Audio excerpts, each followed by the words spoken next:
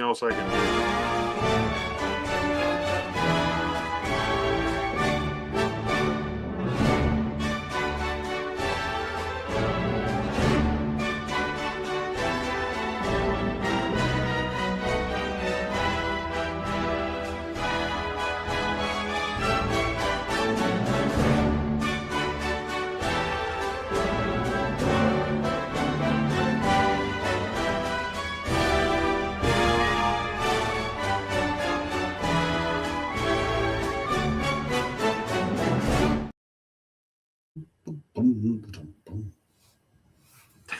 Welcome to Sunday Night Guardians.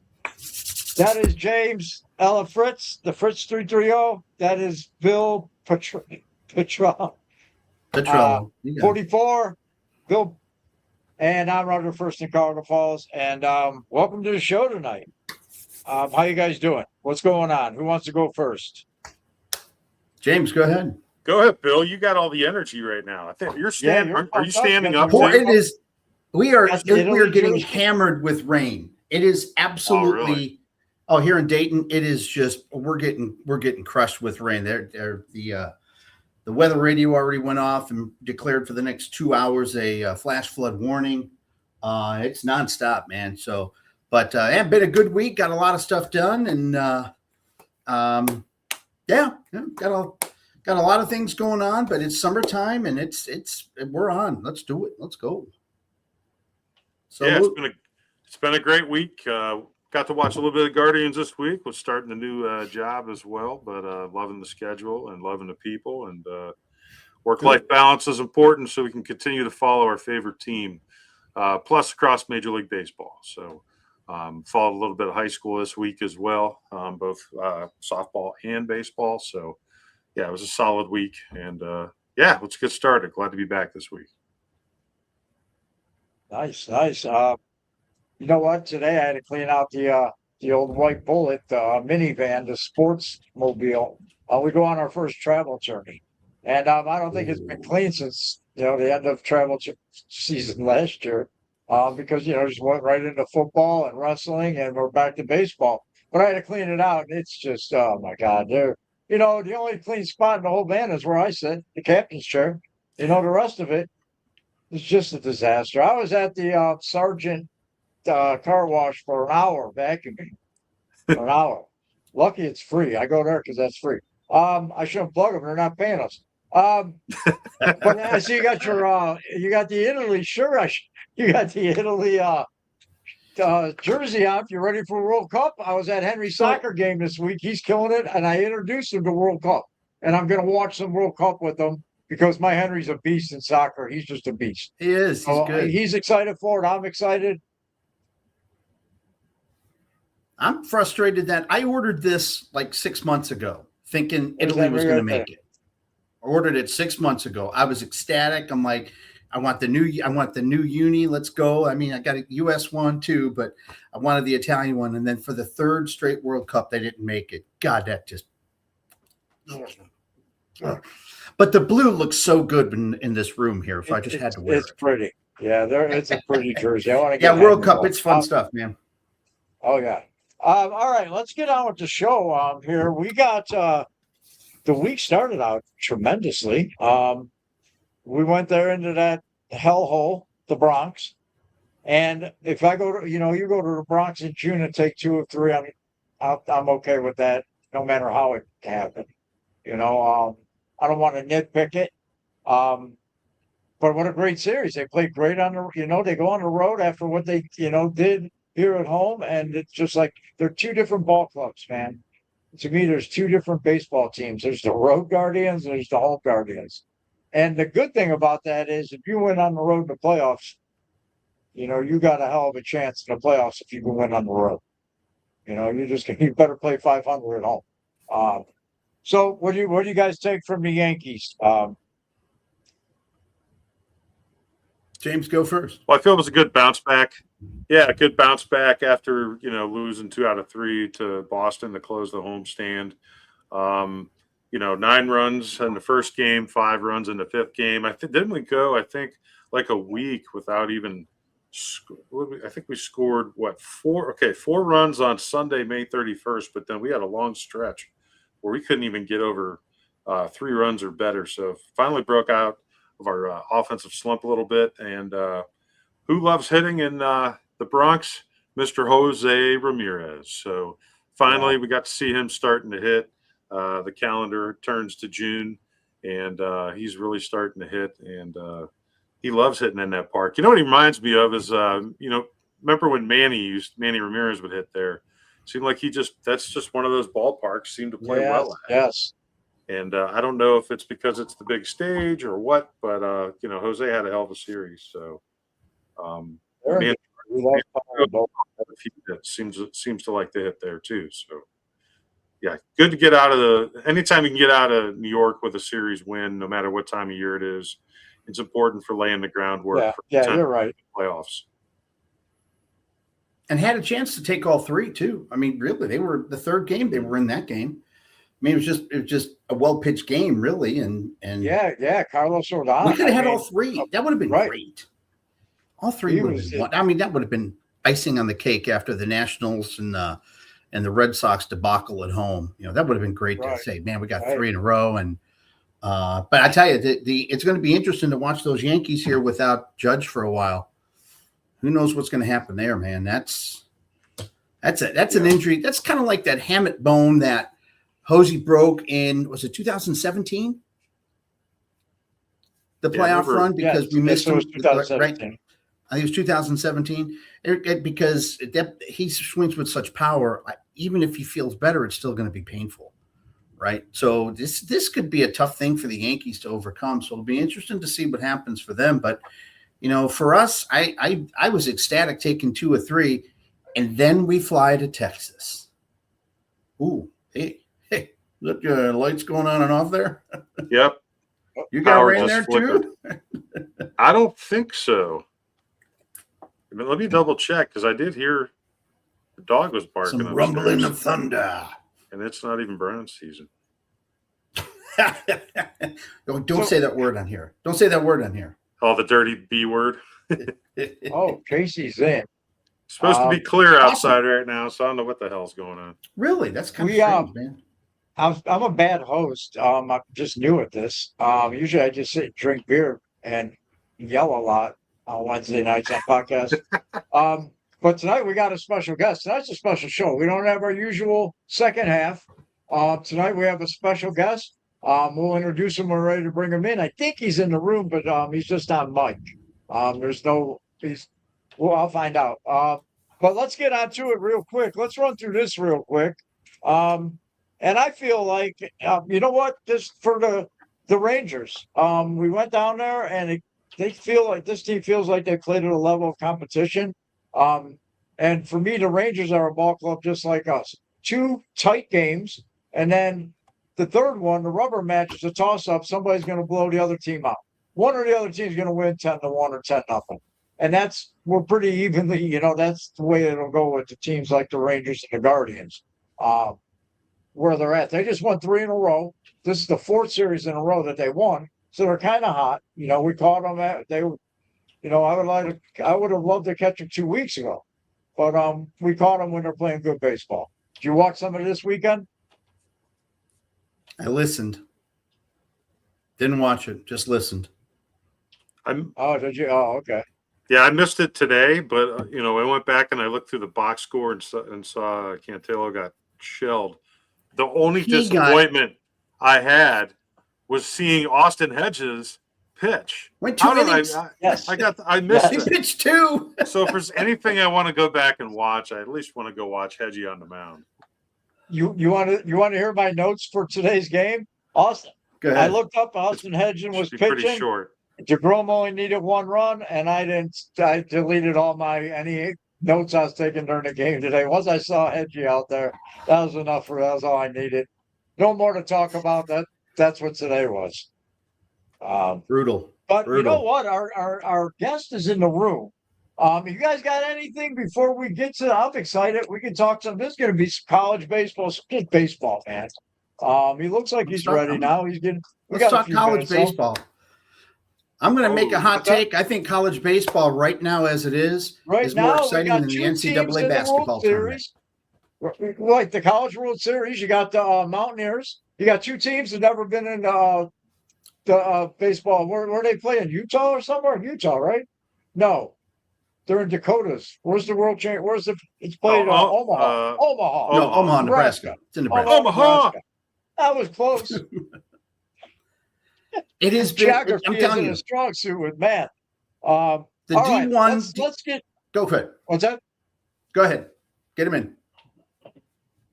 All right, let's get to what we're here for. Our guest tonight was a high school baseball standout here locally in Summit County at CVAC. His college career kept him right here at home at the University of Akron, where he was the backstop.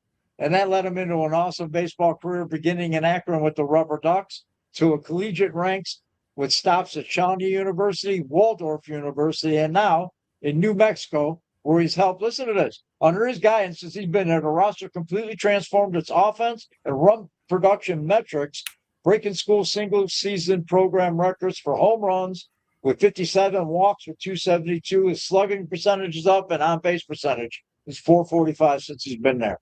Last year, they shocked college baseball. Bill, you might remember this? They took both games of the Sunday doubleheader against number 4 ranked UT Tyler, winning game 1 by 5-4, and then the second game was a rout. They boat raced them.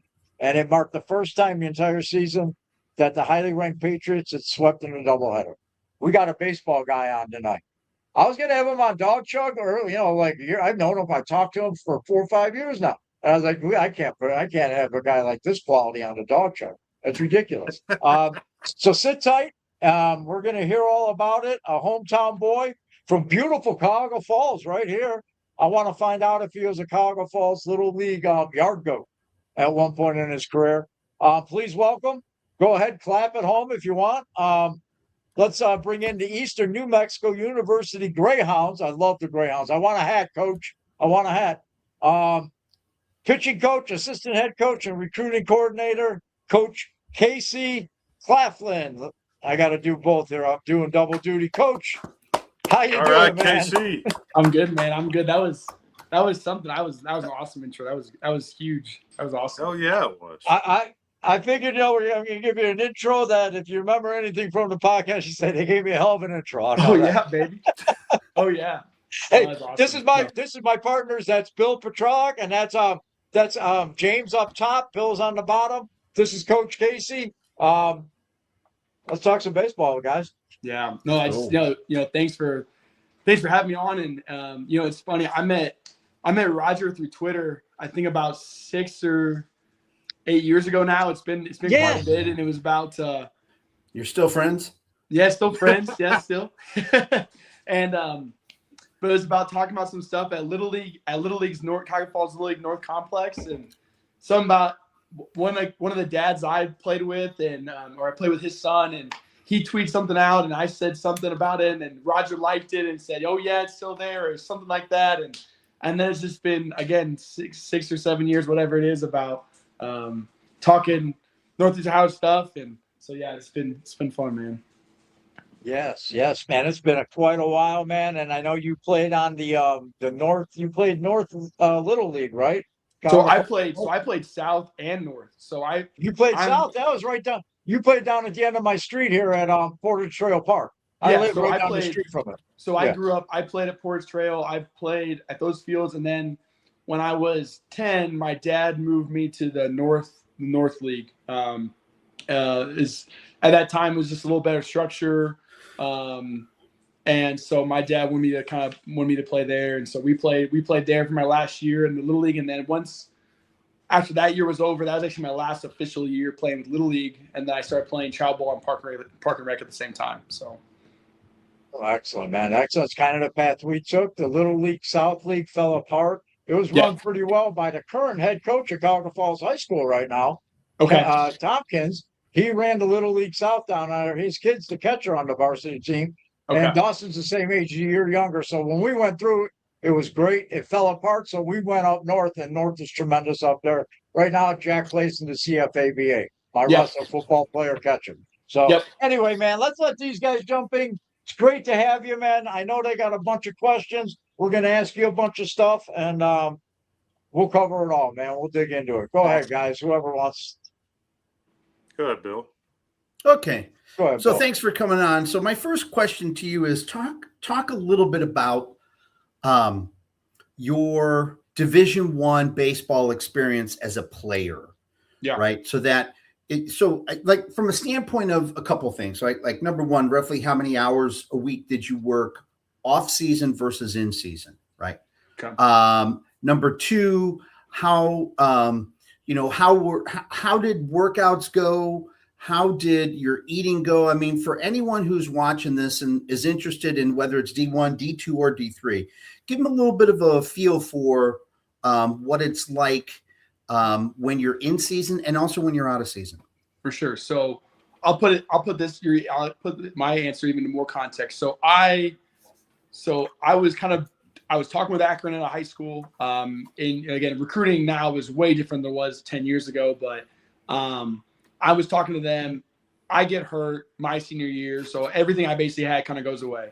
I was a true walk-on, and had surgery in July. Walked onto the team in September.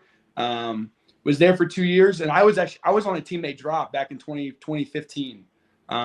So it's been a little bit, but when I was there, we were doing first couple weeks. We're doing conditioning.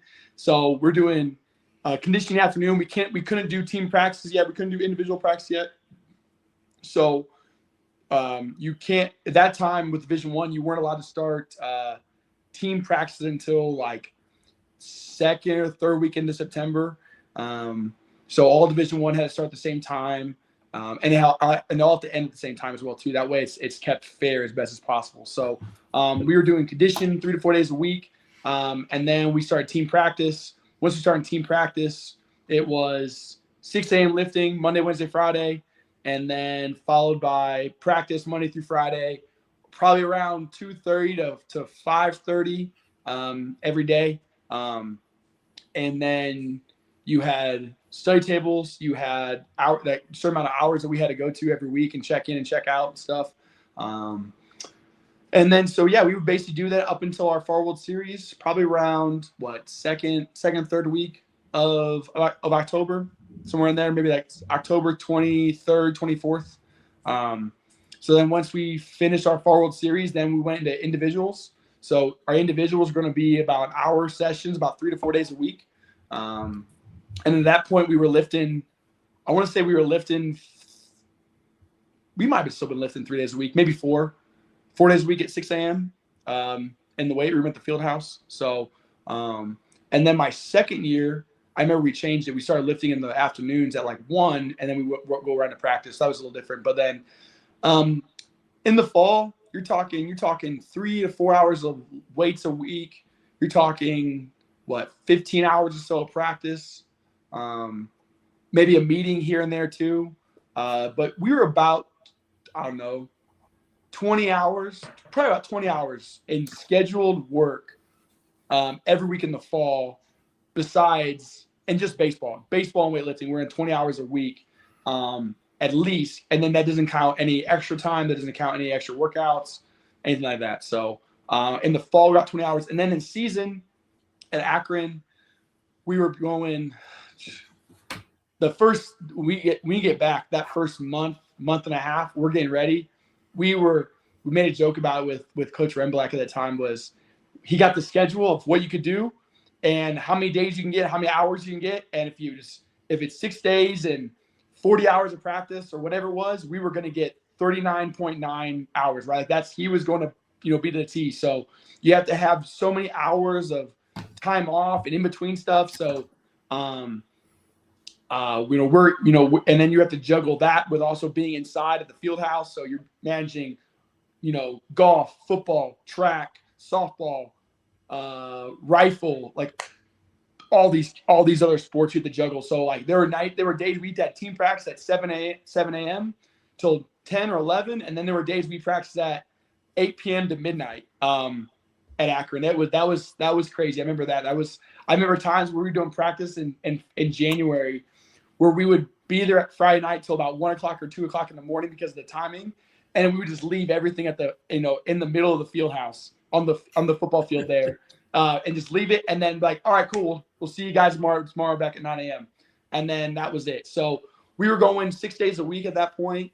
And then we were probably going about an off day about every 8 days or so. There's so many off days we had or whatever it was. So we were going off days. The rules have changed a little bit now, but we were basically probably going like one off day for every 8 days of practice or so. And then, once we roll in the season, when we go down to, I remember my sophomore year, my redshirt freshman year, I guess, but we go down to Furman, South Carolina, go play them, go take 2 out of 3 from them, drive back up on Sunday, had optional weights on Monday, practice Tuesday, practice Wednesday, practice in the morning, and then leave Thursday to go somewhere else. And then it just was that schedule. And then you start playing midweeks about halfway through your season. And then you're going to play, we're going to play Youngstown State, and who else we played? Malone. We played Canisius, I think it was. I can't remember everyone we played in midweek. So, and then, so in season, it feels like it's nonstop. You're going to class in the morning. If you have class at night, you're just dead if you go to class at night. And this is when no one's doing online classes. Like no one's doing online classes, right? Everything is in person. So most guys you have to take at least 12 credits to be eligible. Most guys are probably doing anywhere between 12 to 15. And then with travel is a nightmare, emailing coaches or emailing professors. And don't skip class. If Coach Ram found out you skip class in spring, he's gonna wear you out. So so that was hard. And even at the time, I even commuted. I lived at home. I just lived in Cuy Falls. So I'm driving down Route 8, every day, twice. Sometimes 2-3 days. So taking the Ocho. So it was. It's pretty easy, and the fact that you're going. And it, for me, I was driving there most days. In the season, I was probably leaving my house at 8 a.m.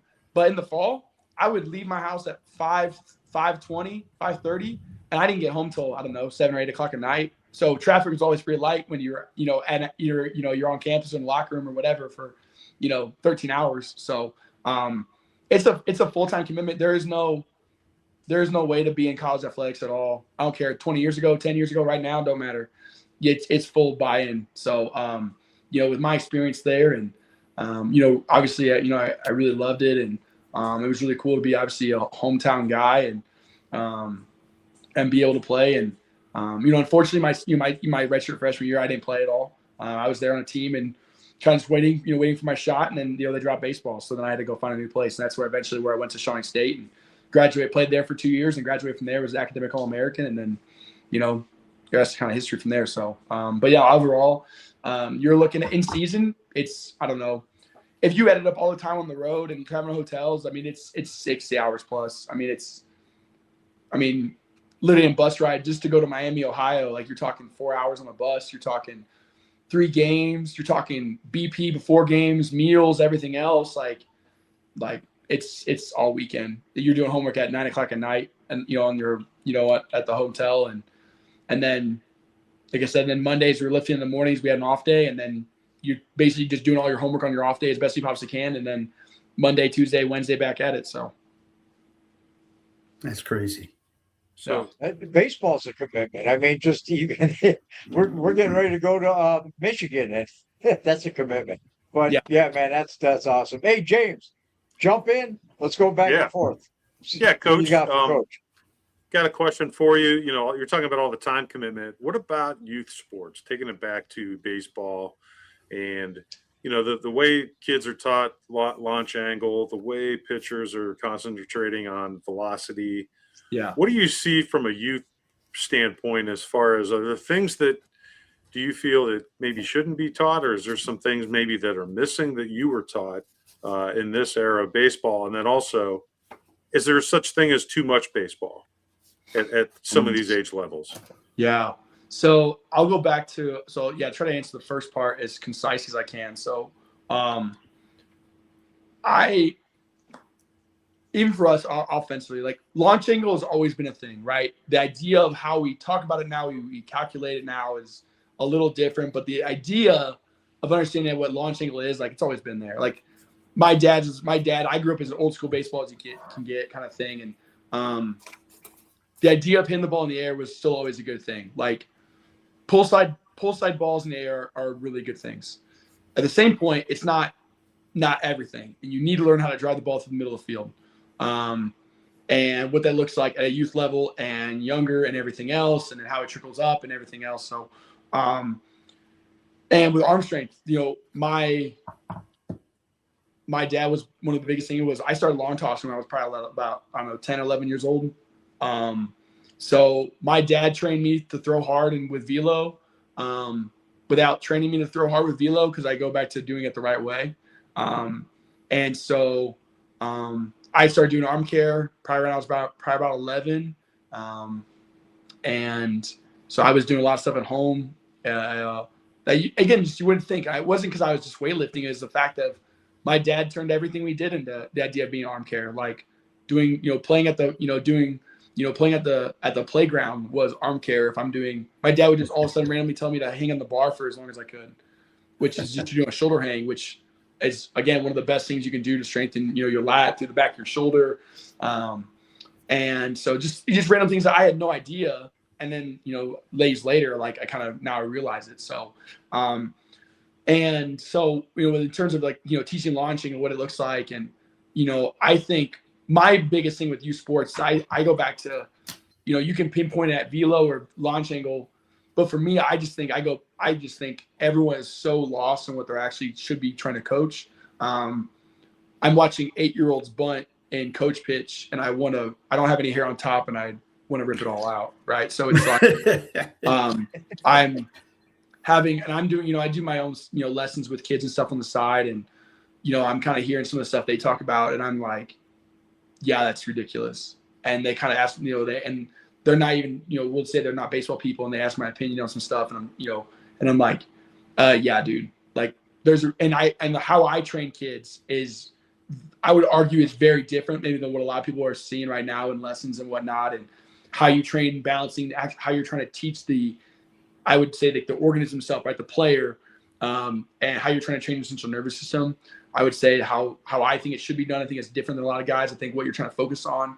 I think I could give a rat's ass at what your extra velo is, especially off a tee. I do not care what your extra velo is off a tee, if I'm being completely honest. It matters and it doesn't matter. Context is king.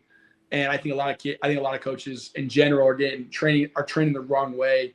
And it's killing kids. I know I sound like Jeff Fry a little bit right now, but like, which if you guys are on Twitter kind of know who Jeff Fry is, and it about 20% of the stuff he really says, I'm actually big time with him. And there's a lot of stuff he says I'm not, but, you know, with one of the things I've watched him take swings and how you train to swing off a tee. If you're training kids to swing off a tee and hit the ball at 1,000 miles an hour and it looks like more like Happy Gilmore, like, yeah, you're setting up kids for big time failure. And I see about 85% of the stuff that kind of comes through that. So, and then, yeah, at a young age, I think, I don't care if you're 5 years old or 8 years old or 12 years old or 15 years old. I think the body learning how to organize to throw the ball as hard as it can is actually one of the most important things you can do for kids. We one of the biggest things we teach and coach and pitching and hitting in general is to understand that extra velo and velocity in general are their outputs. The biggest thing we need to train the causes. They're just outputs. So we don't chase results. We chase correcting the causes of those things. And when you do that, now you're going to start seeing better success. You're actually going to train hitters that can produce juice at the same point, can also sit in the back hip and rotate well and be on time for a fastball, but the adjustability to actually hit a slider, a curveball, change up, whatever it is. And then, yeah, can throw 90 pain free and throw strikes. And then the biggest thing is then how do you coach here? So that's where I get lost on, I think, a lot of coaches. I think, and what I'm seeing in youth baseball in general is I think we actually aren't coaching the right thing. We're kind of showing up and then, you know, putting kids places and then just yelling if they don't catch the ball, instead of actually teaching kids how to actually move to the baseball, how to actually have their feet work when they're trying to make a catch or those kind of things. And then I think James kind of said what the last part was like, kind of how kind of I was taught. Is that what it was? That was the second part? It was more, well, yeah, it was also about like how much baseball is too much baseball. But I also wanted to like pick up where you left off with with teaching the techniques. The one thing that we just had around here was the reunion of the 2016 Indians team. Yeah. And they had the bobblehead of Rajay Davis, and with his big time home run to tie that game 7 of the 2016 World Series. The thing that gets lost in that every time I see that replay is choking up on the bat. Yeah. Is choking up on the bat dead? Rajay. Yeah. Or like, is that even taught at the youth level? Yeah. I mean, that used to be I don't know about Bill, Roger, you guys, 2 strikes, you were supposed to choke up. That's what we were taught. Yeah. Because you're trying to get the barrel on the ball. No more. Nobody talks about protecting the plate. Choke up, protect the plate with 2 strikes. Is it like dead, coach? Is that gone? Is that a... Yeah, so that's where I would argue even at the collegiate level, it's going to be between programs and coaches. Again, there's even growing up with, and again, I was raised the same way. I choke up. If you're going to, and also learning if you're going to choke up, get on top of the plate a little more, understand what's going on. And I definitely think that for a lot of programs across college baseball, just what you see in professional baseball, the idea of choking up is dead. In the sense of we'll start trying to get A swings off with 2 strikes. We don't care about striking out. And I think that's huge. I think that's very much alive right now in college baseball for sure. It's obviously taking over pro ball. Absolutely. So I would definitely say that a lot of things that teaching that per se, like that it's like you will see that a lineup in college baseball where every guy with 2 strikes chokes up. I would definitely say it's kind of going. So when I was at Akron, and Coach Remblack was again a very old school coach, our 2-strike approach was widening it out and not even moving our feet. So it was you were supposed to choke up a little bit, widen out your feet, eliminate your stride, and basically just play pepper. Right, that was the whole point. And I think what a lot of things is coaches understand and I would even say baseball people in general is that there's a good part of that and there's a bad part of that. So as the pitching coach, like I definitely want the idea of a team that is just trying to put the ball in play, because ultimately if a team is just trying to put the ball in play, you're probably going to get weak contact more times than not.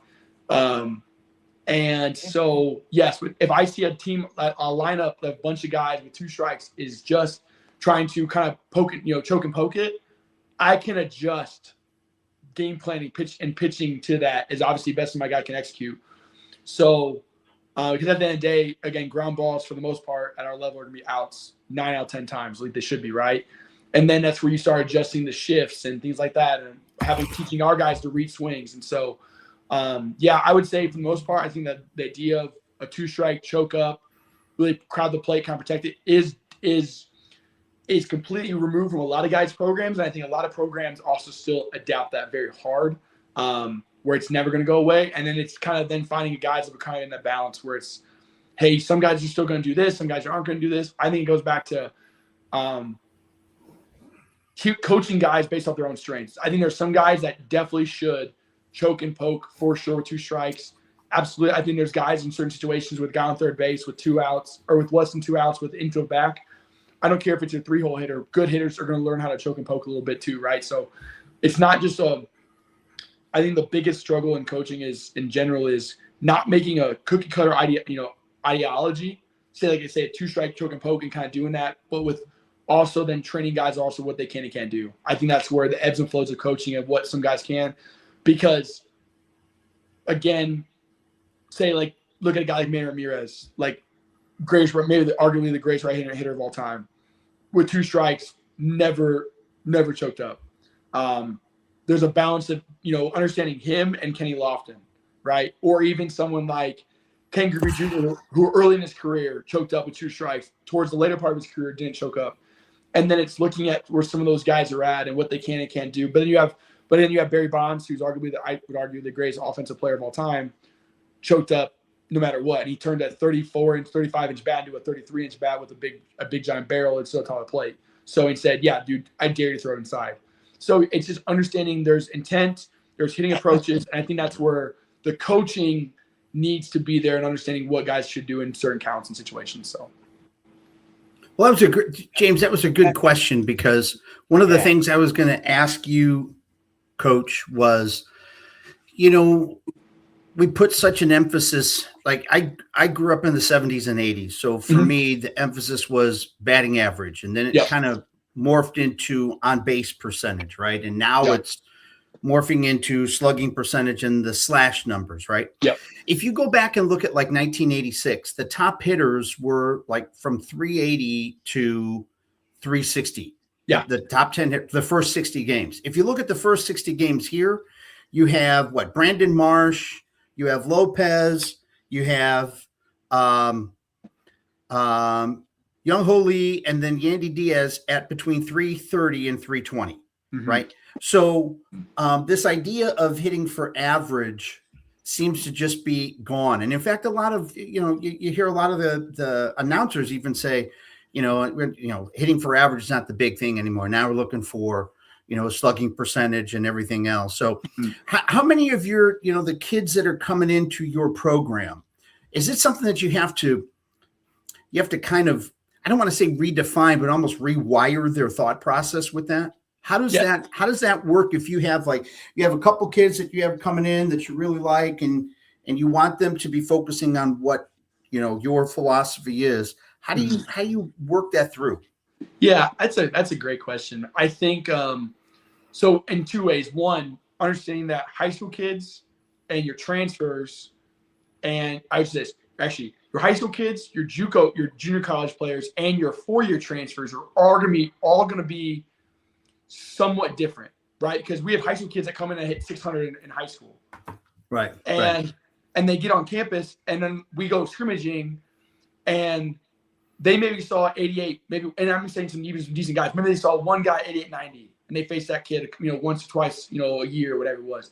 Well, when we go live, I had 17 different guys last year hit 90 miles an hour out of 22 out of 22 arms. We had 4 different guys hit 95 last year. So, and by the way, we're at a D2 in New Mexico that most of the country's never even heard of, right? So, understanding that's kind of where we're at in level of baseball, right? So, we have to when we look at scouting and recruiting, we even take batting average into consideration where guys are coming from, because there are certain for high school guys, we care what they hit for sure, but we know it's going to change obviously big time when they get here. Junior college players, when we recruit them and looking at the batting average, for some guys, there's some conferences in California where if you hit 330, that's unreal. That's really good because of who they're facing. There's some but there might be some JUCOs somewhere else in a conference where if a dude's not hitting 350, we don't even want to look at him. So we have to take all of that into consideration, from everything from slugging percentage and extra base hits and all of that.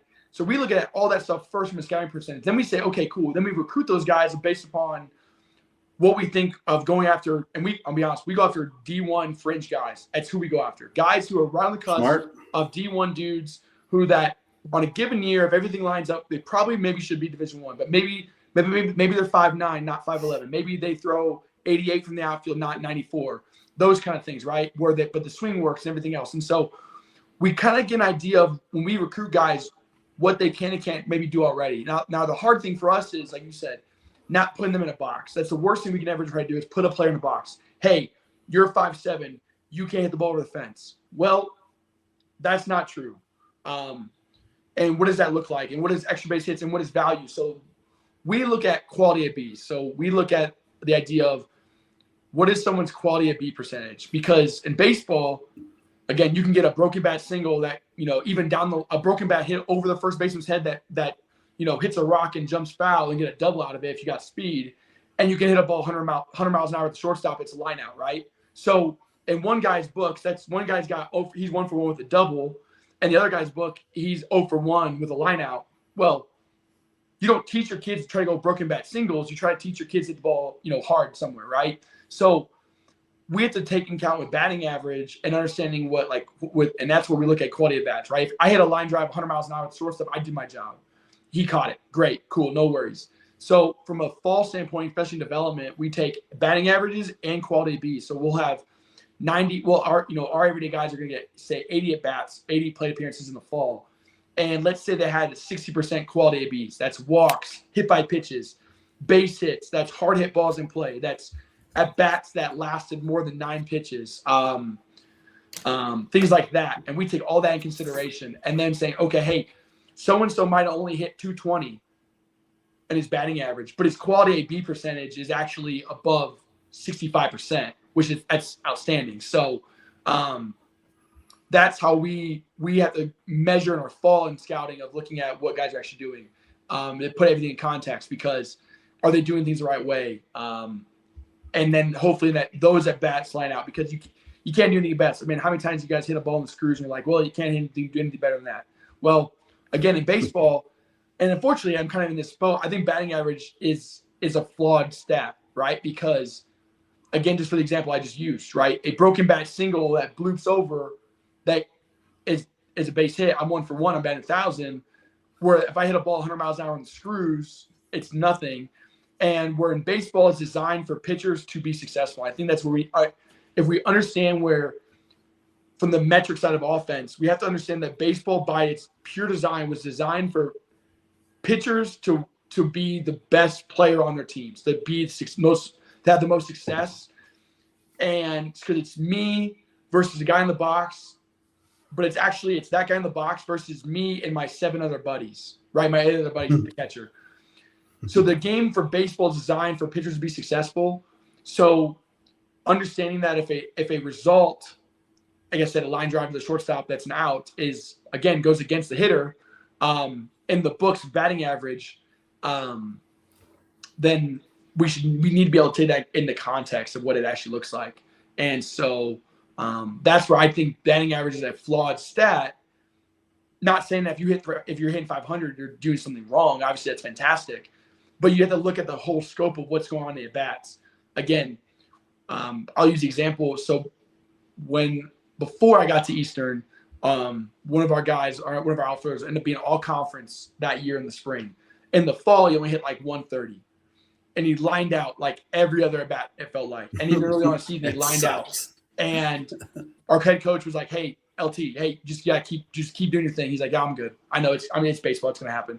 And then that kid ended up hit like 370, whatever on the year, and ended up being like 13 all conference. And then last year, hit 410 for us, hit 13 bombs, 16 doubles, almost double the amount of walks he had in strikeouts, hit on a 3-hole the entire season, and went on to transfer to George Mason, and then just hit 350 at Division I level for those guys. And by the way, he's 5'11", 175, 180 pounds. So being able to keep all that in context is really what we work on in terms of understanding OPS and slugging and things like that, because nothing's a 1-to-1 ratio. Unless we sign a kid in our conference who hit 350, like, oh, okay, cool, you hit 350 in Lone Star. Got it. You're probably going to hit you should hit 325 to 375 next year. Sounds good. Got it. Awesome. That doesn't happen. It's more or less, hey, we with the portal, we get this kid from this conference. Okay, he hit 375 here. How does that translate to us? Well, maybe that's more like 315. Let's see if we can get some more. Maybe the power increases because now he's playing in the South, not in the Northeast.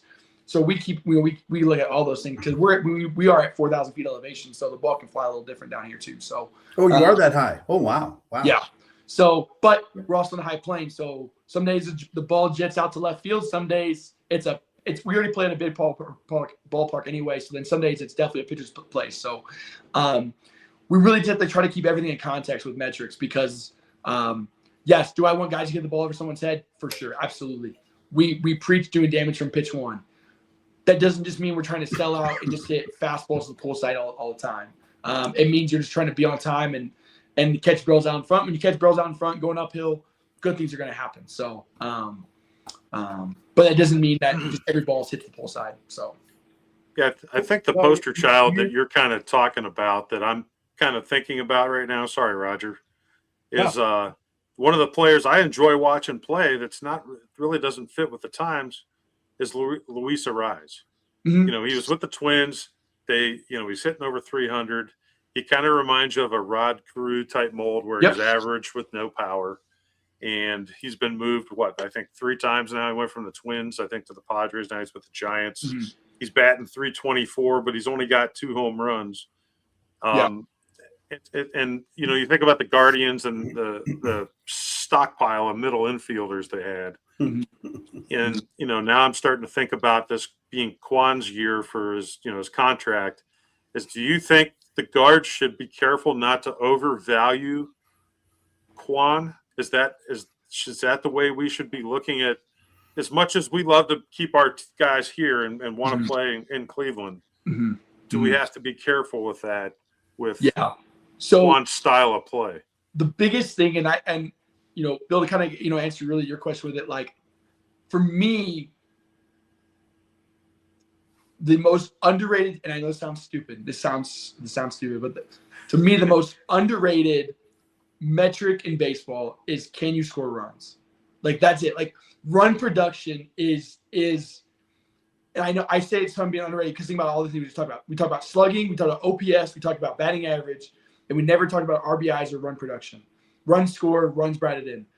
To me, those are the two most critical stats to get left out in all the things, the offensive categories. And I hear it all the time, because hitters like Rias or a player like Quan are absolutely can be missed in a context like this, in a StatCast era. At the same point, the whole game of baseball, as mentioned, being a pitcher's success dream, only that matters is run scoring. That's only matters. Batting average doesn't matter as much as if you can only hit singles if you can't score runs. If you, for a pitching side of it, to get a run when you walk somebody, you have to walk someone basically 4 times. Walk. Well, to score runs when you hit the baseball, it probably going to take more like 2 to 3 hits to score a run compared to, say, 4 walks. And so when you start looking at batting average and run scored, like, I think everything of what a player does offensively, which is kind of where the idea of the whole wins above replacement that's where the idea of it's at. I'm not saying it's fully that it's great or not, but not a fan of it. At the heart, I think it's looking at what value does a player bring to the aggregate in terms of his team. And so I think with Quan, I think the idea is, yes, would I definitely be really scared with the guards overpaying that guy, for sure. At the same point, when you look at culture, what a player brings to a locker room, what a player brings to an offensive production, a lineup, a job, things like that, I don't think that can be overstated. And I go back to, there's a price where that works for everybody. And I hope that Cleveland finds that price that does work, because I think there's a lot of things that line up. I go back to when we look at, you mentioned Rice. Again, my grandma's favorite player when I was a kid, little guy, was Kenny Lofton. That was her favorite player. Again, super athletic, doesn't strike out, going to hit 5 home runs a year, maybe 7, maybe 10. Is going to steal bags and play good defense. Arm's okay, but he's going to catch everything in center field, and he's going to bunt, he's going to run. He's not going to hit extra base hits. He's going to hit a triple every once in a while, right? There's not a team in baseball right now that would say, I don't want Kenny Lofton in his prime to play for the center field me. Even if when Aaron Judge was playing for the Yankees in center field, Aaron Boone would be like, yeah, dude, I'll take Kenny Lofton all day, right? Like, that style of baseball player is always going to be valued. The difference is, can he be in a team that also does some other things well, which goes back to when you look at those old 90s lineups, right, for Cleveland. And Jim Thome's in the 6th hole or 7th hole, and Yemeni's in the 6th hole or 5th hole, whatever it is. And it's like, again, all those dudes did was bang. And it wasn't just home runs. It was runs bat in. They were scoring runs, so they were getting on base. And, yes, they had some high averages, but it was a very even balanced lineup where, eventually the guys in the 7, 8 hole are also Hall of Famers too. So, I think that's where looking at what hitters can do. So I go back to guys like Urias or Quan, like, those guys in certain lineups. There are certain lineups that Urias would be wasted for sure, and it wouldn't make sense at all. Like, I'll be honest, right now, if Urias is playing in Colorado, probably doesn't make a ton of sense. Probably would be, if they're probably him, they're probably shipping him off somewhere else too. In San Diego, Urias probably makes a lot of sense. They're probably putting guys behind him that can hit the ball over the fence or at least hit a double. And it makes sense. And that old school kind of player. But again, if he's not scoring runs, if he's not, I don't know where he's hitting the Padres lineup at all, so I can't tell you that. But even the idea of like the leadoff guy, like, what that looks like, that model has changed. I mean, my dad, when I was a kid back in the early 2000s, my dad hated that Grady Sizemore batting leadoff spot for those Cleveland Indians teams for years. My dad thought he should have been more in the 3 or 4 hole even. Because my dad was like, dude, I can't have a leadoff guy striking out 230 times a year, And so, but he's like, he also is hitting 25 home runs in the leadoff spot, right? So it's like, hey, dude, put that guy in the 2 hole or the 3 hole. And that's, again, you see the evolution of lineups. Look at now, the idea of, most teams are going to put, based on analytics, they're going to put your best hitter in the 2 hole. That's what the analytics tells you is the most optimal spot in the lineup for your guy to come up to, and with opportunities within the game to score runs, is going to be in the leadoff. It's going to be in that 2 hole. So we see that colleges doing we see a lot of colleges doing that right now, putting their best guy in a 2 hole. And not, kind of in this, point. Last year, Lubbock Christian had the best player in our conference. Love player of the year. He kid hit 30 home runs. He hit in the 2 hole for them. And you think, and then now they had some guys in the 3 or 4 hole that could bang too, but they put McCool in the 2 hole, and that kid hit 30 home runs and hit like 350. So, kind of worked from there. So, but yeah, I think there's a lot of adjustments. I think that's where it's a really baseball. We want to make the growth in baseball. We want to make it like this, right? We want to look here. Well, it's more like this, just like anything else. And so then everyone's got different mindsets. You have different front offices. So yeah, I don't know. Probably a little too much information on that, but no, man, that's beautiful. I can't wait to watch the show. And get it all again. Man, I wrote down a bunch of things, and we're getting close to time. I want to find out some stuff about you guys. Got anything else? You got something else you really want to ask them? Bill does. So yeah, I got one thing. Okay, so what is the Southwest Cheese Protein Performance Athlete of the Month? Hey, what did you say? What is this? The Southwest Cheese Protein Performance Athlete of the Month. So explain that. How did they become? Is that an NIL thing? Like, hey, we'll be more than happy to supply your the Cheese Performance Athlete of the Week for a cool $10,000 for the year. Hey, dude, money makes the world go around, dude. So when Texas Tech is paying dudes, 90 miles an hour down the road from us, they're paying dudes on the football team $75,000 just to be on the team. You gotta get some of these kids some exposure and some money as best they can. So no, Southwest Cheese is a giant cheese factory about 10 miles from our campus, just down the road between Portales and Clovis. So that's awesome. They're now doing our new ADs and a lot with getting more sponsors and promotion down, and more better fundraising and everything else for athletics and promotion, all that good stuff. And so, yeah, I'm pretty sure it's probably a deal of like, hey man, give us some money and we'll promote you guys this way too. And because again, some of those places we have some some big ranches around us. There's some big corporations where they're trying to get a little tax write off too. So yeah, sort of the Southwest Cheese Performance Player of the Month. Awesome. Like, it's probably coming with a $50 gift card to Taco Box or something too. So hey, you don't see any sponsor logos on the screen right now. So Southwest Cheese. Yeah, we might have to share. We're going to share this, and then they can send some samples. We would be happy. You folks in New Mexico, Southwest Cheese Factory. That's right.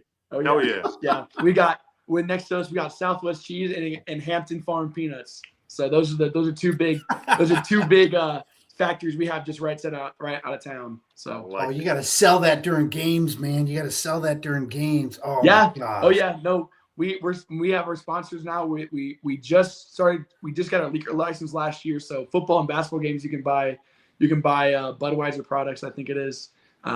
So hopefully, I think we're trying to move it to where next year we can sell alcohol at we'll sell some beer at some baseball games too. Nice. So, but again, that just means you also need a lot of other things. You need more cops and stuff like that too. So we'll see. Yeah, I heard 10-cent beer night's a great promo to have. So just kind of, it's been successful in the past. So yeah. What? Hey, also keep that in your back pocket. I know it's one of those things where there's like, there were like 5,000 tickets sold and 100,000 people claimed they're at that game. But my dad does claim that he was at that game, that he went up and they were actually at 10-cent beer night back in 75 or whatever it was, 76. 80. So it was the anniversary this year, wasn't it? I think it was like the anniversary. That was the big deal about this. Yeah.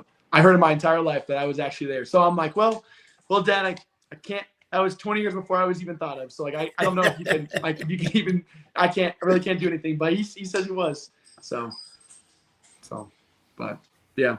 All right, let's man, I wrote down a bunch of notes as they asked everything, and I don't have any other questions. But one, I have something. I have a couple things.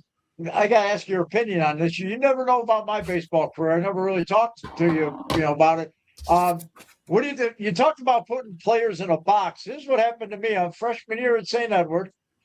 Baseball tryouts. I didn't even talk to the manager, the assistant. One of the assistant coaches called me in, and he said, he put me in a box. He said, "You're a good linebacker that could play some first base. You should work out and get ready for football season. Thanks for trying out." Would you ever do that? What do you think about that? Oh man, dude, I think the problem with a lot of stuff, but we should be looking for opportunities for kids to play as much baseball as they can, and not shutting kids down to say they should play something else too or whatever it is. So yeah, that sucks, dude. Yeah, that sucks. And I went on to a 25-year career of bar softball for Mayor Coach. That's what happened to me. Bar softball. I got a question for you. Yeah. I'm going to ask you a question, and then I want you to tell us everything about your program and what's going on there right now at ENMU. Yeah. That's hard to say that 10 times, man. But what I want to ask you, okay, this goes back to Little League. I sat through a game where we lost the game 9-8, and the team that beat us didn't have one earned run. They scored on pass balls, wild pitches, and I swore I'd never sit through a game with, that battery again. And my 11-year-old, I bought him. He became a hockey goalie before he was a catcher. I put him in the gear and I started throwing balls at him against the garage. And today he's a pretty solid little catcher. My question to you is, you're a catcher. Yeah. You're a coach. You moved. I've read your history. You moved up. You're got a good career going, man. You're catchers make great managers. Give us your opinion on Stephen Vogt. Yeah, dude. I'll again put this in context real quickly. I watched 2 seconds of Cleveland Guardians baseball right now, just being time, everything else.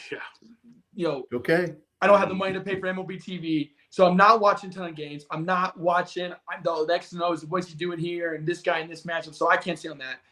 What I will say this is, listen, when Cleveland hired him, I was very suspicious, right? Dude retires, and I love you. I've followed Vogt's career when he was with Oakland, and so I love the dude. Switch hitting catcher, no BGs, whatever. Yeah.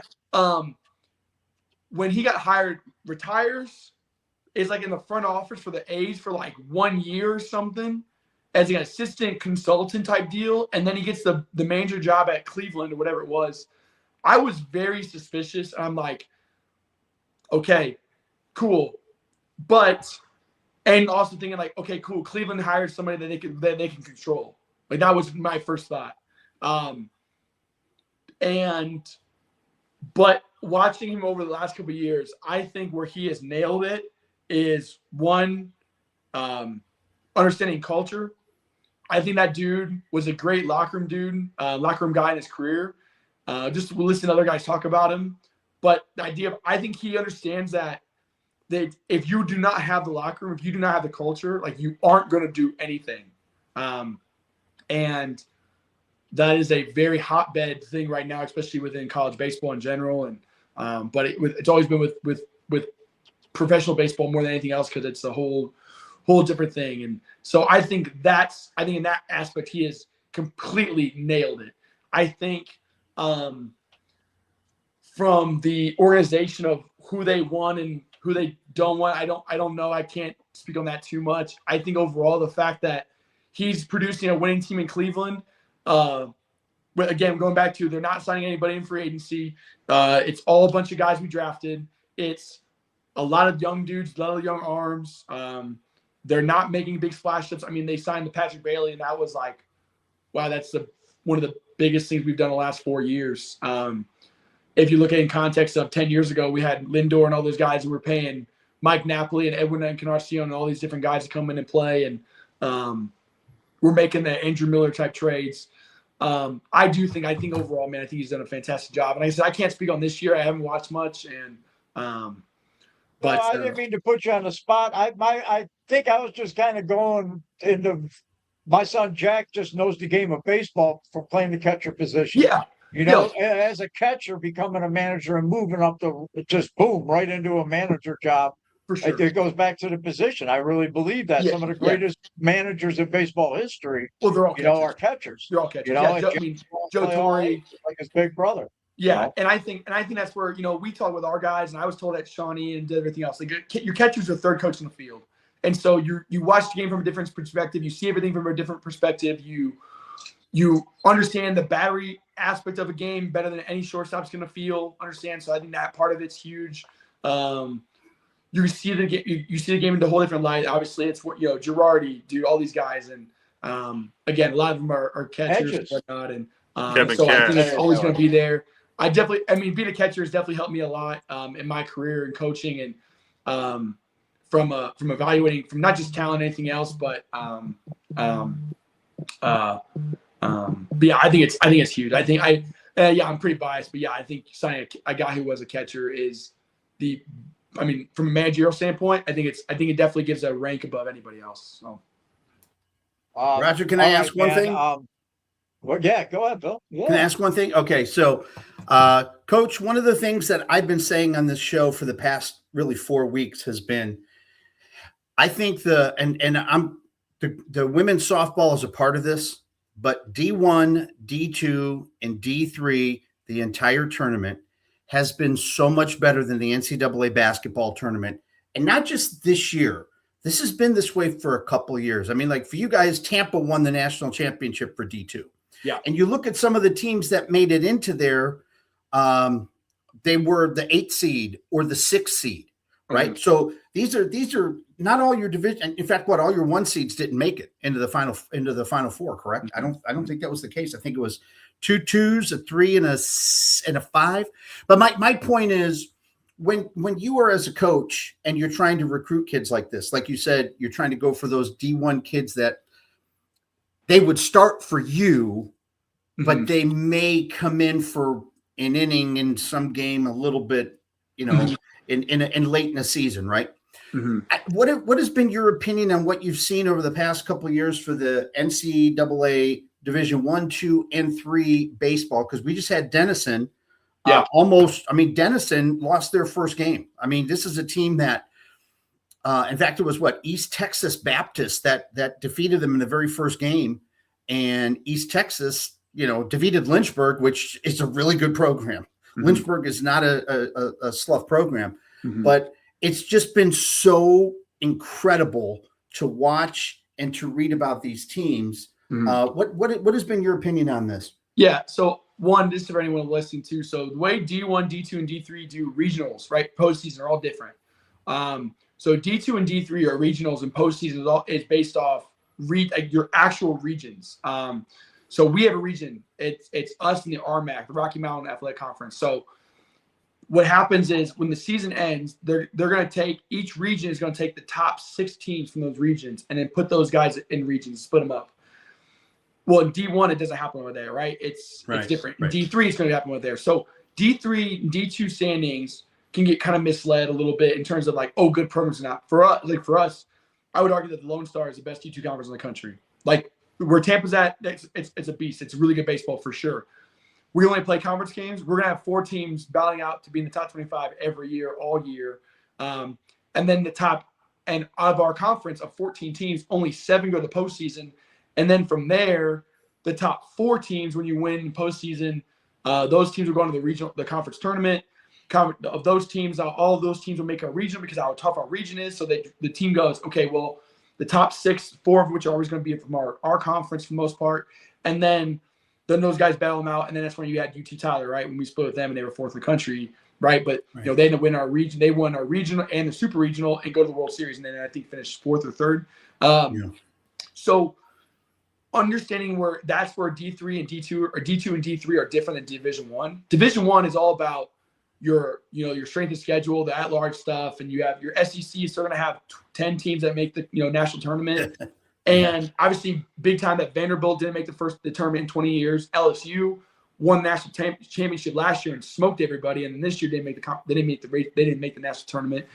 And So I think from the Division I side of it, with the NIL and the transfer portal, everything else, you mentioned basketball and football. Yes, both of those sports, basketball and football, are become the giant bidding war of who can build the best $40 million roster, right? Baseball, there's so much. It's so much of a different game. 2, there's so many more parts. 3, winning 3 games in a weekend in baseball I think it's tougher than winning 1 game a night at 1 game at a time, and from a national basketball standpoint. Yep. In basketball and football, if you're supposed to lose, you're probably going to lose 90% of the time. In baseball, anyone can truly beat anybody on any given day.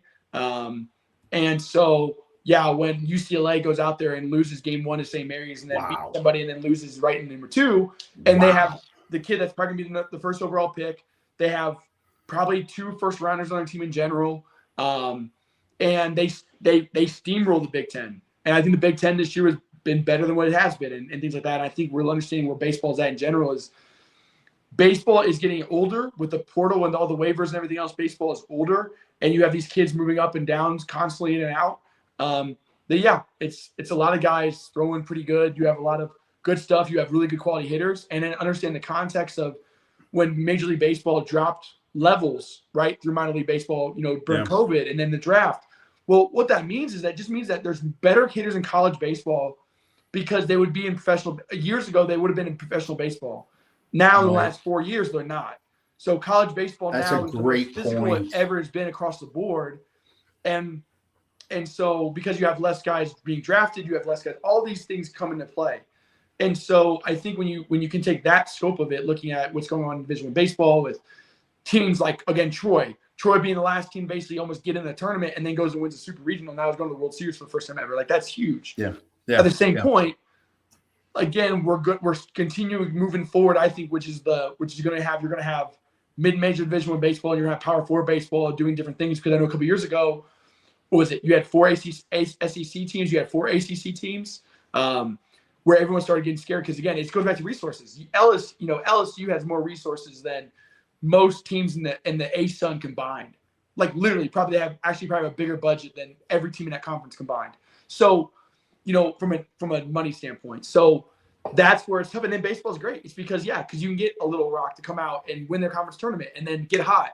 Or look at Milwaukee. I think it was almost the best one. I was pulling for those guys so much. Oh my gosh, they were like 8-20 at one point. Yeah, 8-22. They get hot. They get into the conference tournament. The last spot, they win 4 games in a row. They shock everybody in that conference. And I think that's where also baseball's tough too, because it's, again, you have all the mid-major stuff where you have these really good mid-major programs. So, for example, my shortstop last year was a shortstop this year at High Point. High Point won 35 games. High Point had a really good year. They got kind of upset in their conference tournament and didn't make a regional, and they won 35 games. And so, just like Akron has in basketball, right? It doesn't matter how good, if the 2 top team in the MAC are going to be, they're going to take one team, whoever wins the MAC tournament, right? So the issue is going to come down to strength of schedule. You always have those problems. I think that's always going to hurt mid-majors. But yeah, it is great for these Cinderella stories of, teams like Cal Poly to come out and, do what they did and be, go up against West Virginia, I think they played. And then you get, and what we're at in baseball right now with, 3 teams are going to go to Omaha that haven't been in over like 50, 60 years. Yeah. Again, that's not happening in basketball. Like, I love college sports in general opportunities. Like, and this is definitely not me hating on Akron or anything with football or anything like that. But there are sports, there are teams in Division I football that will never win a national title the rest of their life. I don't care what happens. I don't care. You're not going to win a national title. And pick a MAC school, right? And it's set up for them to fail. Baseball is showing, and basketball has a little bit, but it's also not, because, again, it's power crept out. Because Akron doesn't have the resources that Kentucky has to sign kids, right? And these kids in basketball making $4 million a year. So, like, it's just it's bonkers. It's honestly, it's crazy. But in baseball, there's so many kids, and it's a different sport, and anyone can beat anybody on a different day, and the umpires still play big time in the zone. So there's just a lot of different things, and before you get these these really good stories. So yeah, I've really enjoyed it, and I wish that D2 moved to a system like Division I, even like where I think teams should get really rewarded for playing in good conferences. So, but that's my agreed. Yes. Thanks. That's a great point you brought up about so many fewer minor league teams now, and now these kids still want to keep playing. And if they go to D2 or D3 and I'm still playing, that is a great point, Coach. I totally forgot about that. That's a great point. I think they have. I think they're. I know they. I mean, I know they dropped. I know they dropped the division. But I know they brought it back in the last couple of years. So they like limited I got high A, or yeah, they limited high A for a couple of years. I think they have it back now, but. But some of these cities and these organizations can't do what Major League Baseball wants them to do. So they're like, we're done. We're just done. Yeah. We can't.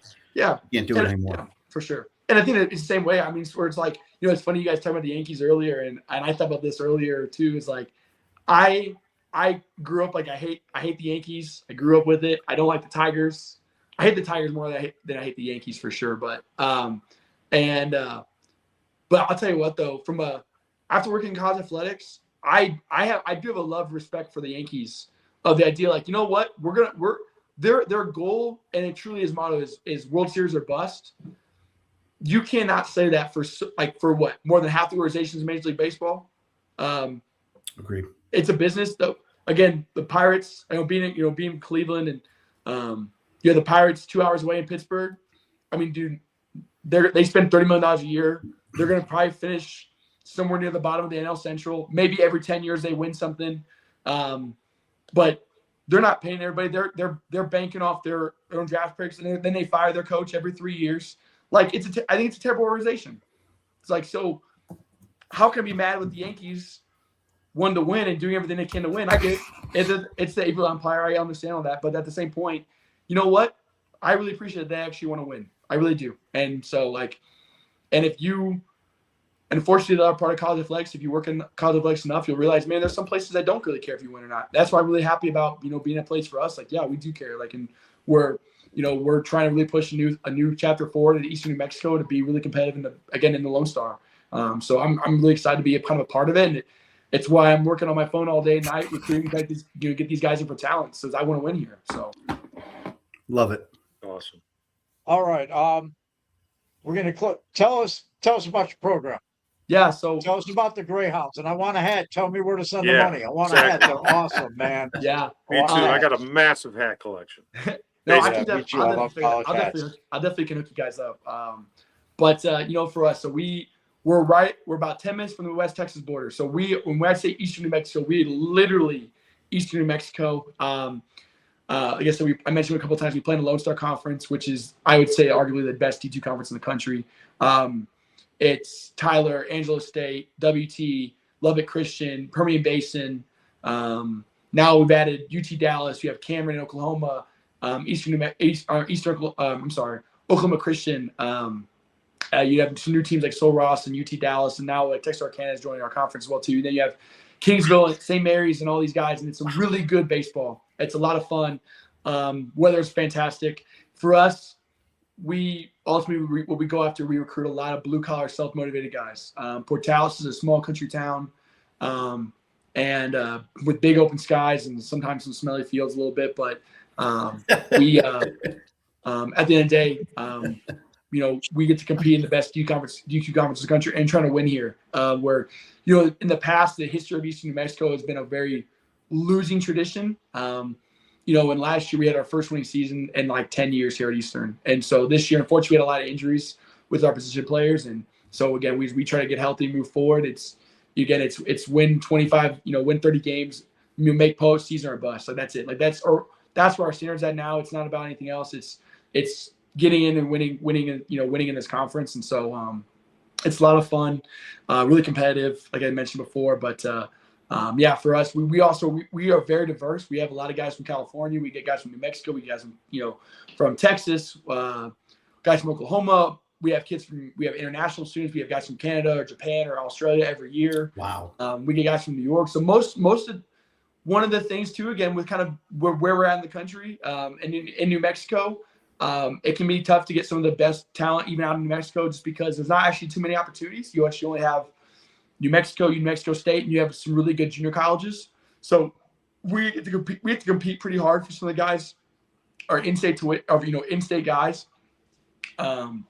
But we go after guys all across the country. And I also, I'll be honest, being from the cold weather, I do my very best to get guys out of Ohio, out of Michigan, out of Indiana, Illinois, to come down south, because you take some cold weather boys and you put them down in where it's 90 degrees every day, you start realizing to do a little better, So and where it's like, gosh, I would love to play with the wind actually blew and didn't hurt my face when I walked. And like, you mean it's April 1st and it's not snowing? Like you, and so I try to do my best to try to get some of those guys too. So at the end of the day, man, we're just a bunch of dirtbags, dude. So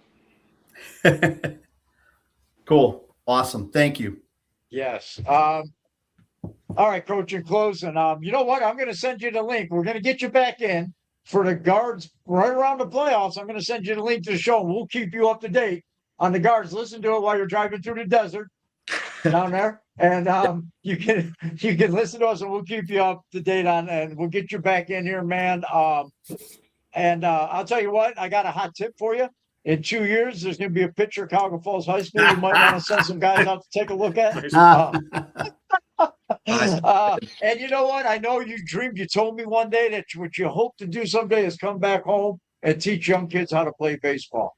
And I hope that's something that you get to see after some World Series trophies and whatnot, and some hardware there at your in the college ranks.